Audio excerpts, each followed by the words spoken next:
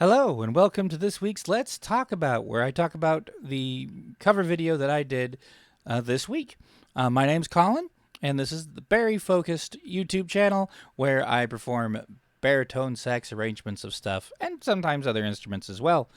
So, this week's video, we're going to talk about it, was Dream a Little Dream of Me. This is an old standard. I love this song. It's a beautiful song. When I looked up the wiki on it, because I just wanted to just check, everyone's performed this song. There's just lists of all these people who've recorded it. According to the wiki, uh, it got its most popular cover in the 60s from the Mamas and Papas featuring Mama Cass. For the sake of investigation, you would have thought that I would have watched that video, but I have not. Maybe I will. But I mean, I love the Mamas and the Papas. Saying that, knowing that I can only recall one song of theirs that I know, but that's fine. In my head, there's two recordings of this song that I love. They're special and near and dear to me. The best one, number one spot, is Ella Fitzgerald and Louis Armstrong. Uh, just great. Absolutely. Anything that Louis does is a must listen. Anything Ella does is a must listen. So anything with both of them is kind of like required listening. It's just a lot of fun. They sing well together, and you just can't knock Ella. She's just great, especially when Louis is doing the bridge and she's just, you know, noodling technically behind him. It's just beautiful. She does a great job. Uh, like, she does a great job. It's like no one knew that before. Ella's great. Love Ella. The second recording is by Miss Piggy. So there used to be an attraction at California Adventure, Disney's California Adventure, called Muppet Vision 3D, and they did this song in it. Now I think they might still have this song at the Orlando location in their Hollywood Studios area. They might still have that attraction there, but it's gone from DCA. But anyway, so this song is great. Piggy sings it, and it's just all about being the bunny messing it up because he wants to help. And it ends with her being towed across the water by a motorboat. It's just great. It's just fun. Muppets are always going to hit a high pillar with me. It's going to be top tier for the Muppets because I'm a big Muppet fan. And it's never always about the performance. It's about everything. Like, yeah, there's a lot of people who are going to sing it better than Miss Piggy.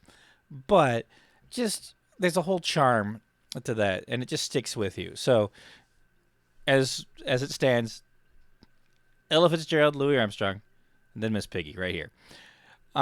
This song was a lot of fun. I've been wanting to do this song for a while, and I actually started an arrangement of it months ago, but I could never figure out how I wanted to make it work. I worked the introduction. I had all this stuff going. I'm like, and I just couldn't get any headway with it.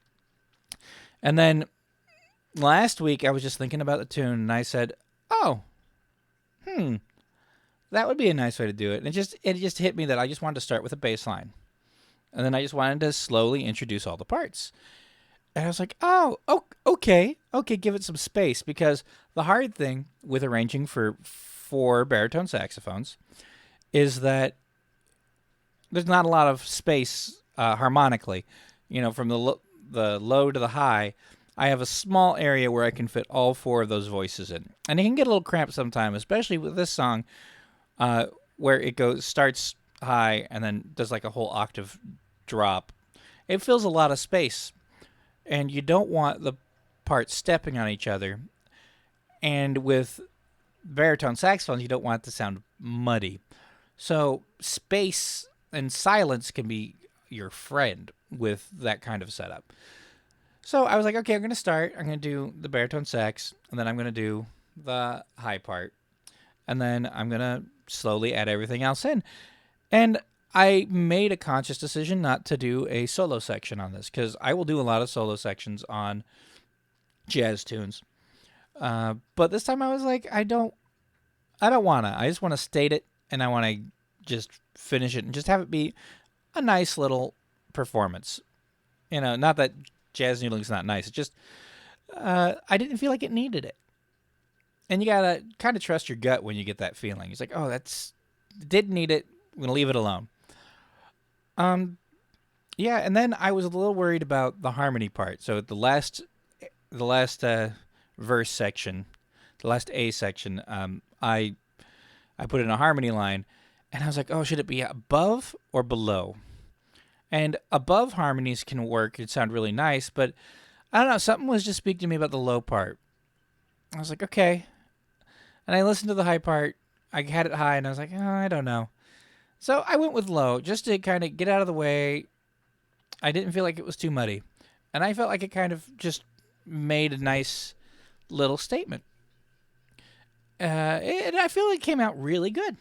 Yeah, I love this song, and I really loved performing it. And it was also one of those great things where it was short, and that's really good, when, especially when you're trying to multi-track and you know get it all going. It can be a little tedious when you have like a 4-minute song, and then you have to do another 4 minutes with the other part. Lots of fun doing it that way, but this just made it a little bit more accessible, a little bit easier to do quickly. And yeah, that's the tune. I love that tune, and I hope you enjoyed it.